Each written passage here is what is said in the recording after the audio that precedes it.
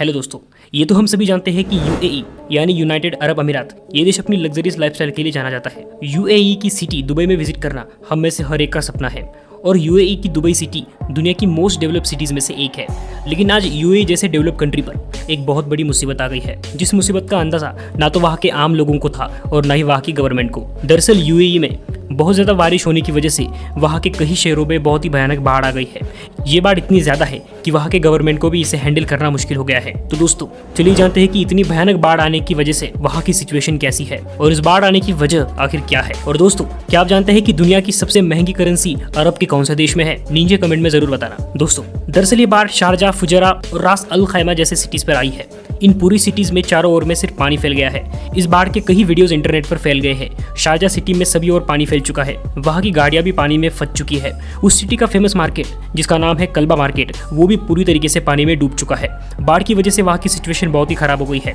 फुजरा city में काफी ज्यादा नुकसान हुआ है, यहाँ तक कि फुजरा पोर्ट में आम लोगों की मदद के लिए मिलिट्री को भी बुलाया गया है। मिलिट्री की तरफ से 870 लोगों को रेस्क्यू किया गया है और 3800 से भी ज्यादा लोगों को कैंप्स में रखा गया है ताकि वो वहाँ पर सुरक्षित रह सके। फुजरा सिटी में जो हाईवे है जिन्हें करोड़ रुपए खर्च करके बनाया गया है, उनका भी काफी नुकसान हुआ है। इससे पता चलता है कि यूएई के डिजास्टर मैनेजमेंट के जितने भी बंदोबस्त थे वो बिल्कुल सही थे, लेकिन ये बारिश इतनी ज्यादा मात्रा में हुई है कि ये मैनेजमेंट तक फेल हो गई। और ऐसे अरब के बहुत सारे देश ऐसी सिचुएशन में फंस सकते हैं क्योंकि ये देश क्लाउड सीडिंग टेक्नोलॉजी का इस्तेमाल कर रहे हैं, जिनकी वजह से मौसम में कहीं बदलाव होकर बहुत सारी बारिश आ सकती है जो कि आगे चलकर एक बाढ़ में तब्दील हो सकती है। दोस्तों फुजरा पोर्ट पर जितनी एक साल में बारिश होती है उससे कहीं ज्यादा बारिश यहाँ पर 24 घंटे में हुई है, तो इसी से अंदाजा लगाया जा सकता है कि ये बारिश कितनी ज्यादा भयानक होगी। एक रिपोर्ट की माने तो यूएई में 169 मिलीमीटर इतनी बारिश हुई है और वहाँ जो जुलाई के महीने में नॉर्मल बारिश होती है वो सिर्फ 0.4 मिलीमीटर इतनी होती है। तो ये आंकड़े देखिए तो क्लियर हो जाता है कि एक नॉर्मल बारिश के कंपैरिजन में वहाँ पर आज के समय में कितनी बारिश हुई है। दोस्तों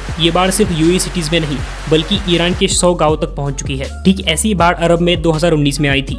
दोस्तों एक्सपर्ट का कहना है कि जिस तरीके से इंसानों द्वारा क्लाइमेट को कंट्रोल किया जा रहा है, इसी वजह से ऐसी भयानक सिचुएशन आती है। तो चलिए जानते हैं कि इंसानों द्वारा क्लाइमेट को कैसे कंट्रोल किया जा रहा है और ये क्लाउड सीडिंग टेक्नोलॉजी आखिर है क्या, जिसका इस्तेमाल करके आर्टिफिशियल बारिश कराई जाती है। आप सभी को ये तो पता ही होगा कि अरब देशों में ज्यादा मात्रा में बारिश नहीं होती है और कुछ देश तो ऐसे हैं जहाँ साल में सिर्फ 1 से 2 दिन बारिश होती है, क्योंकि अरब देशों में ज्यादातर सिर्फ रेगिस्तानी है, जिनकी वजह से उन देशों में टेम्परेचर भी बहुत ज्यादा होता है। तो ज्यादा टेम्परेचर की वजह से वहाँ की गवर्नमेंट को टेक्नोलॉजी का इस्तेमाल करके बारिश करवानी पड़ती है और उस टेक्नोलॉजी को क्लाउड सीडिंग कहते हैं। तो चलिए जानते हैं कि क्लाउड सीडिंग टेक्नोलॉजी आखिर कैसे काम करती है। दोस्तों क्लाउड सीडिंग टेक्निक का एक्सपेरिमेंट यूएई और ब्रिटेन के यूनिवर्सिटी ऑफ रीडिंग के साथ किया गया था। क्लाउड सीडिंग टेक्निक की मदद से बादलों को करंट प्रोवाइड किया जाता है जो कि बारिश करने के लिए आपस में टकराते हैं। इसके एक्सपेरिमेंट के दौरान एक्सपर्ट ने बताया था कि यूएई में बारिश होने लायक बादल है जिसका इस्तेमाल आर्टिफिशियल बारिश के लिए हो सकता है। तो ये बारिश कराने के लिए हवा में कुछ ड्रोन्स को भेजा जाता है जिनमें की इलेक्ट्रॉनिक इक्विपमेंट होते हैं, जिनकी वजह से बादलों को इलेक्ट्रॉनिक शॉक लगने की वजह से उनमें हलचल पैदा होती है,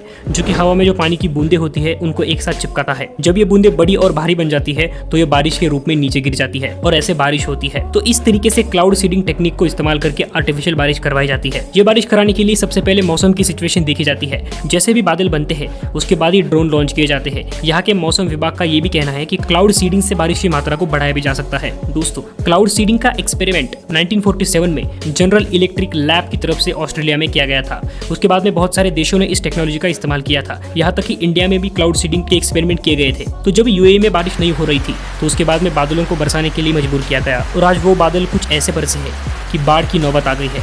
तो इसलिए कहा जाता है कि नेचर के साथ में छेड़छाड़ नहीं करनी चाहिए। दोस्तों इतना ही नहीं बल्कि यूएई के मौसम विभाग ने यह भी कहा है कि आने वाले वक्त में ऐसी बारिश फिर एक बार हो सकती है और फिर एक बार ऐसी बाढ़ भी आ सकती है। इस टेक्नोलॉजी को लेकर पहले आशंका बताई गई थी। इस टेक्नोलॉजी को ज्यादा इस्तेमाल करना खतरनाक भी साबित हो सकता है और इसका एक नजारा तो आज हम देख ही रहे हैं। पूरे शहर में सिर्फ चारों ओर पानी पानी हो गया है। बहुत सारी गाड़ियां, हाईवेज और घर के नुकसान हो गए हैं और ये हालात सिर्फ 2 दिन बारिश होने की वजह से हुए हैं। यूएई के मौसम विभाग का कहना है कि यूएई पर ऐसी सिचुएशन क्लाइमेट चेंज होने की वजह से आई है। वही नेशनल सेंटर मेट्रोलॉजी का कहना है यूएई में 27 साल में सबसे ज्यादा बारिश इन 2 दिनों में हुई है।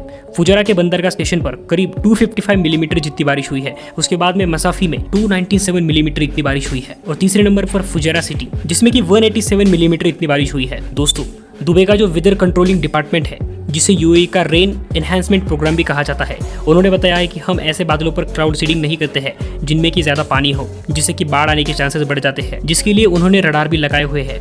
लेकिन फिर भी उन्हें इतनी खतरनाक बारिश का कोई अंदाजा नहीं था। 2019 में जो बाढ़ आई थी तब एक्सपर्ट ने कहा था कि ये क्लाउड सीडिंग का नतीजा भी हो सकता है। दोस्तों इस बार यूएई में जो टेम्परेचर था वो 51 सेंटीग्रेड से भी ज़्यादा था, जिस वजह से वहाँ पर बहुत सारी गर्मी थी और इसी वजह से क्लाउड सीडिंग का इस्तेमाल करना पड़ा। दोस्तों दुबई ने अब तक रेन एनहांस प्रोजेक्ट पर $15 मिलियन खर्च किया है ताकि यूएई में अच्छे से बारिश हो सके। दोस्तों यही था आज का ये वीडियो। आपको क्या लगता है कि बारिश करने के लिए क्या इस क्लाउड सीडिंग टेक्नोलॉजी का इस्तेमाल करना अच्छा रहेगा? नीचे कमेंट में ज़रूर बताना। और अगर आपको वीडियो पसंद आया हो तो इस वीडियो को लाइक कीजिए और हमारे चैनल को सब्सक्राइब कीजिए।